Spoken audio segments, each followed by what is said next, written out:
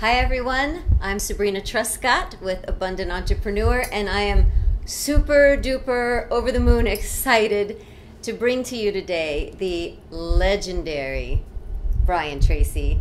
We are in a mastermind together, and I pulled him out because he is the top of business speakers and coaches. He's been helping entrepreneurs, small businesses with his message and his skills and his ability to help us not only know where we want to go, but actually get there for over 35 years. So I am humbled that we are here together and so thrilled that you agreed to come and share these few moments with me. Thank you, Sabrina. This is a subject that I believe very strongly in. Awesome. The importance of people starting and building their own businesses.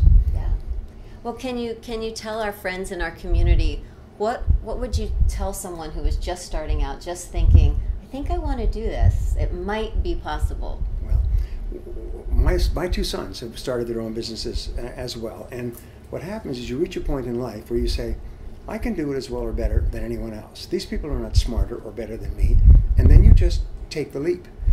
I found that in life, all success comes from taking the first step. And many people say, well, I don't know how to start a business. In fact, 68% of adults want to start a business someday, and the major reason they don't is because they don't know how. So what you do is you start finding out how. And fortunately, all the research has been done. My friend Mog Mandino once said to me, he said, there are no secrets of success. They're simply proven principles that have been practiced over and over again. And I was listening to an interview with Richard Branson, who has started 84 businesses, 82 of which are still functioning. And he was asked, how could you start business after business in different categories and different fields and so on? How could you do this? And he said, well, he started off as a 16-year-old dyslexic.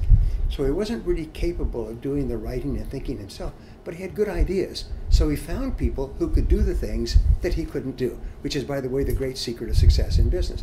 And then he said, once you figure out how to start and build the first business, the rules are pretty much the same for every subsequent business. And that's why he's been able to start businesses and records and publications and airlines and balloons and everything you could imagine. He's one of the richest people in the world. And he's just a genial, nice guy who admits I can't do it myself, so I come up with a good idea and I find someone to help me. That's one strategy you can use. Yeah, that's great. And what I know that for myself years ago when I was first starting, it's like, well, where do I find people to help me? What do I do? What's the action step that I can take in a series of maybe a step by step, like the first 3 steps to get started? So I have an idea, but I don't know what to do. I don't know how to get started. Well, one of the things we learn in this entrepreneurial network is that everything begins with an idea. And the idea is to help people accomplish something that they couldn't accomplish without your product or service. And all the research says that there's basically 3 things. The product must matter to people. It can't be irrelevant. And you must be better at producing your version of it than anybody else is. And then you must test and test and test. We call this proof of concept. You may have a great idea, but that doesn't mean it's a great idea. You have to go and talk to people and ask them their feedback. The greatest advance, I think, in business today, and especially in this network, is what we call the 4 stages of the epiphany, which is where you co-create products with customers. You come up with a good idea, and you say, now what is the key benefit that this offers a customer that would cause them to buy it rather than to buy nothing or buy somebody else's? Then you go to what you would consider to be a typical customer, and you say, what do you think? And customers are very straightforward. They'll say, well, I like this, or I like that, but I don't like this, and I don't like that. Yeah. And you say, great, go back to the drawing boards, work on it, and bring it back again. Until your prototype customer says, I really like this. If you produce it, I'll buy it. Now that's your first proof of product, your proof of concept, is that somebody wants it and likes it and will buy it at the price that you say you can sell it at and still make a profit. And this sounds very simple, but then you sit down and you work out your numbers. And you work out how much will it cost me in all to produce and market this product. And then how much would I have to charge in order to make a profit marketing this product. Remember, I just was listening to some statistics on what we call value proposition design. 80% of products thoroughly tested fail within the first year. Only 20% succeed, and of those, only 20% are blockbusters. And the reason that the 80% fail is that they didn't do enough homework. Forbes magazine had a study last year, and they said that the primary reason for business failure and for product failure is that customers simply don't want the product. The entrepreneur thinks it's a great product, but that's only the starting point. One more thing, by the way, they interviewed 500 founders of the 500 fastest growing small and medium-sized companies in America last year. And they found the most interesting things. They all had the same answer. Why did you start the company? And the answer was because I loved the product so much, I wanted it for myself and my family. And I say that because an awful lot of people have this funny idea that they may not like or use the product or want to sell it to their friends and family, but other people will. And that is the surest and fastest road to failure.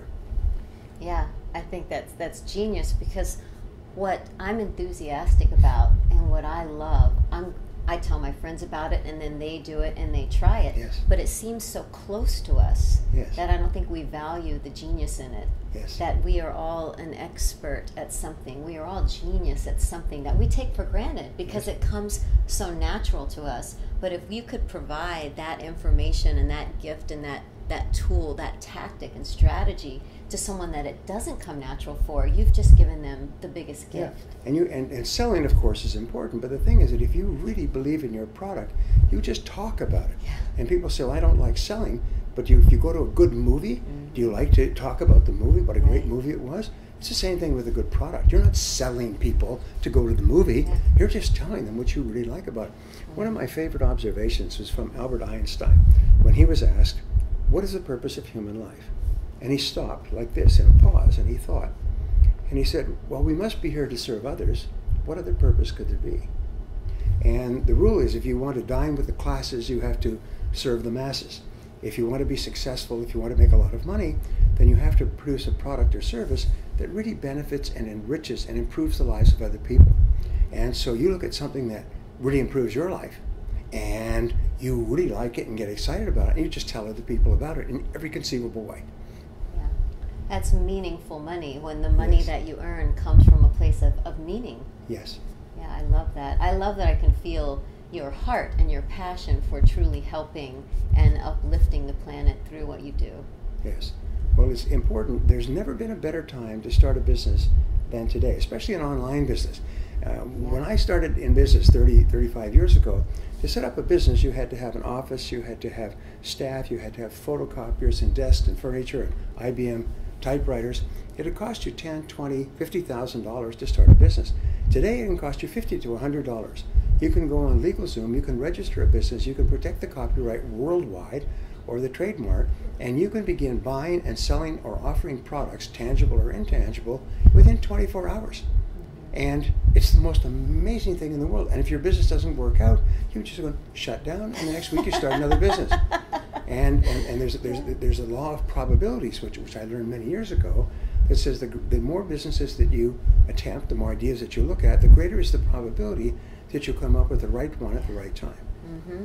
And that statistic you gave earlier, where 80% fail, they may have quit after that first one. It's that they didn't hit the delete button and say, let me try again, let me get up again. And another thing to do is get advice from others who have been there before.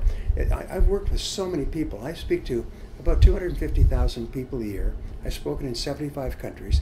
And I give my favorite programs right now are the 1 or 2 day MBA, which is a crash course in practical business. The other is the 1 or 2 day business model reengineering program, where I show people how to reinvent their existing business by looking at every single part of the business to find out what's causing the business not to work. And then I do programs on sales and so on. But the main thing is that you just, when it's not working, you step back and you say, why isn't it working? I say this, if you're driving down the street in your car and the car starts going, kaboom, kaboom, kaboom, kaboom, well, that's a sign that there may be something wrong with your car, and you should get it checked out by a mechanic. Mm-hmm. Well, if you start a business and your sales are not growing up steadily and your profitability isn't increasing, that's the same as kabump, kabump, kabump in a car. And then what you do is you don't stop by the side of the road and try to fix the car by yourself. You get advice from other people. You search out, and today you can get more advice from more people in more ways, faster and easier with a mouse click than it's ever been possible in human history. Yeah, it isn't. It's a really exciting time to help people have this extra revenue stream, not even necessarily leave the job they're at. You know, that really excites me, that for some people, just that extra time freedom that much you can create from the financial abundance and the difference it can make in their lives. Yeah, the number one reason why entrepreneurs want to start a business is for freedom. Is they want the freedom. We say they want the freedom to work their own hours, and the joke is when you start a business, you can only have to work half days, and you can pick whichever 12-hour period you like, 7 days a week, until the business gets going. Yeah. But the time to do it is always now. There's never a right time. There's never a better time. Yeah. Some of the biggest and most successful businesses, Apple, Microsoft, and others, were started in the troughs of great recessions, when everybody's jumping out of windows. And that's when they came up with the idea, and they thought this was a great idea, and they just plunged into it. And you can do the same thing. Yeah. Thank you so much for coming and sharing your wisdom with us. I can't believe that you're like right here in my suite and are willing to spend this time. Oh, there's other people here too. Well, it's a pleasure. I'll just leave you with the one thought. Please. I've been speaking on success for 35 years. I've produced something like 300 or 400 audio and video programs, and I've written 75 books. And it always comes down to one thing: is set clear goals and then take the first step. Act. Take action. Move out. And the most wonderful thing when you take action is 3 things happen. First of all, you get immediate feedback, which gives you direction to course correct, because nothing will ever work out the first time. Second of all is you'll get more ideas on how to be more successful. But you don't get the ideas sitting on a couch. You only get the ideas actually out there trying things. The third thing is when you take action, your self-confidence goes up and your self-esteem goes up, and you feel happier and more control of your life. Yes. So So you get all 3 benefits from taking action on your idea, and you get nothing from sitting there. yes. Yep. So maybe the action you want to take is to re-watch this video and take some notes, because there were so many jewels pouring out on you today, and also share it with your friends and family. And again, just one more huge heartfelt thank you. Thank you, Sabrina. And be on the lookout for more videos like this coming your way.